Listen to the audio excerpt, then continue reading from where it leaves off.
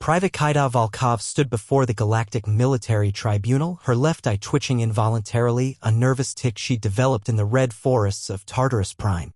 Of the 8,000 soldiers sent to conquer the Class 13 Deathworld, she alone had returned. And what she'd brought back wasn't victory but a warning no one wanted to hear. "State your name for the record," Admiral Nexus commanded, his 4 arms folded across his chitinous chest. "Private Kaida Volkov." "Serial number," she stopped, her voice cracking. "Does it matter? Everyone else is gone." 6 months earlier, the combined fleet had been invincible. 8,000 of the galaxy's finest soldiers equipped with plasma rifles, environmental suits rated for any condition, and enough firepower to glass a continent. They'd conquered 12 worlds in as many months. Tartarus Prime was supposed to be lucky number 13.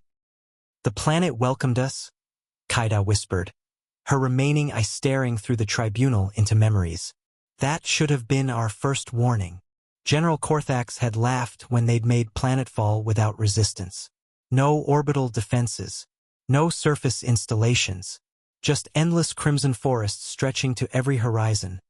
Leaves the color of dried blood rustling in winds that seemed to whisper. "Easiest conquest yet," he'd boasted, setting up base camp in a clearing. "We'll be done by week's end." The first night, they lost 50 soldiers. Not to combat. They simply wandered off.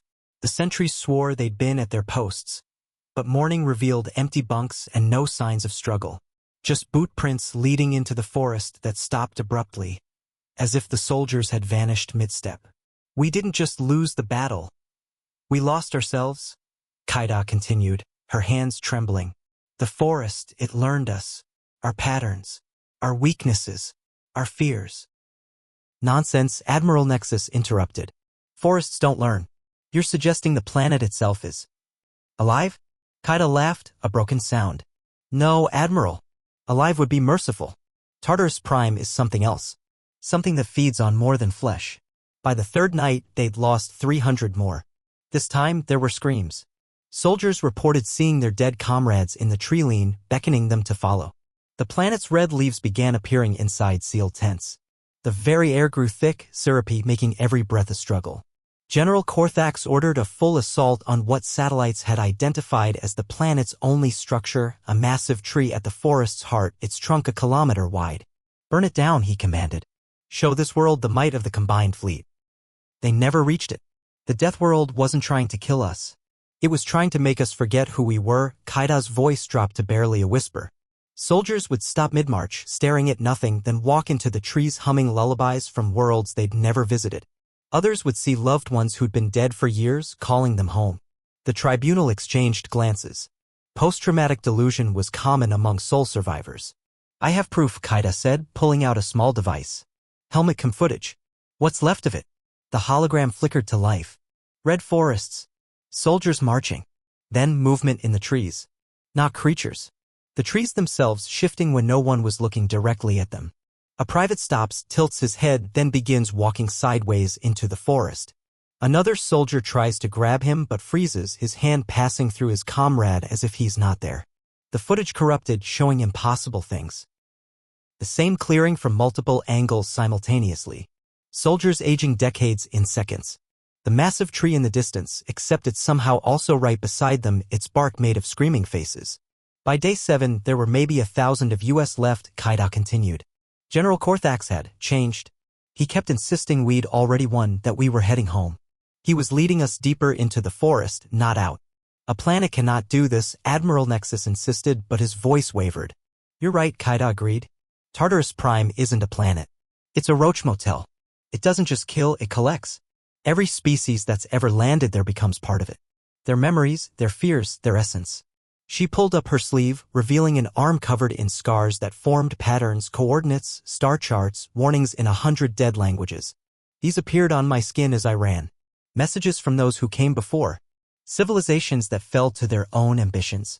And now, we're part of it too." "How did you escape?" another tribunal member asked. Kaida's eye twitched again. "I didn't survive. I escaped. And even that, I don't know how. One moment I was with the others marching toward that tree. The next, I woke up in my scout ship already breaking orbit. The navigation logs show I never landed, but I have 6 months of memories that say otherwise. Preposterous, Admiral Nexus stood. You're suggesting? I'm suggesting nothing, Kaida interrupted. I'm telling you Tartarus Prime is a filter. A test. And we failed. Those 8,000 soldiers? They're still there, Admiral. Still marching.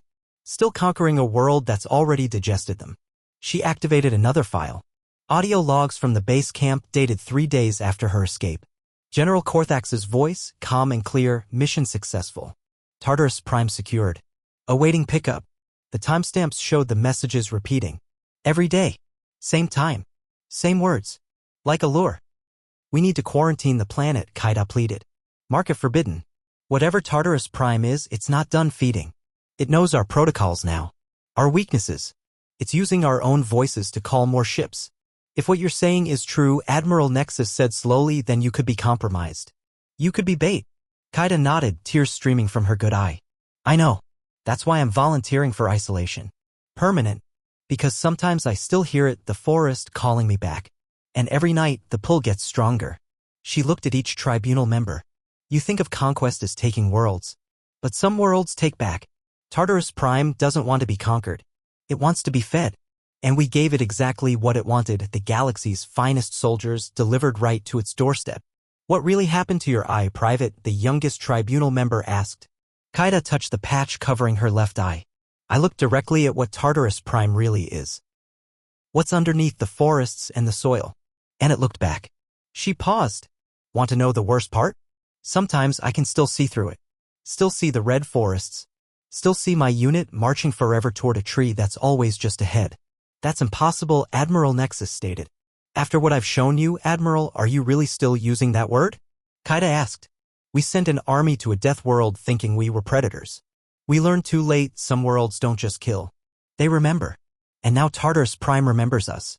The tribunal voted to quarantine Tartarus Prime. They also voted to quarantine Kaida Volkov, though she'd volunteered for it anyway. As security led her away, she turned back one final time. 8,000 voices, Admiral. All calling for rescue. All promising the planet is secured. When you hear them, and you will, remember, the only words that came from that world that were true are the ones I'm speaking now. In her isolation cell, Kaida drew star charts on the walls. Warnings in 100 languages. And sometimes, when the station's lights dimmed, her left eye would open beneath the patch, revealing not an eye at all, but a window. A window to red forests where 8,000 soldiers still marched, forever conquering a world that had already conquered them.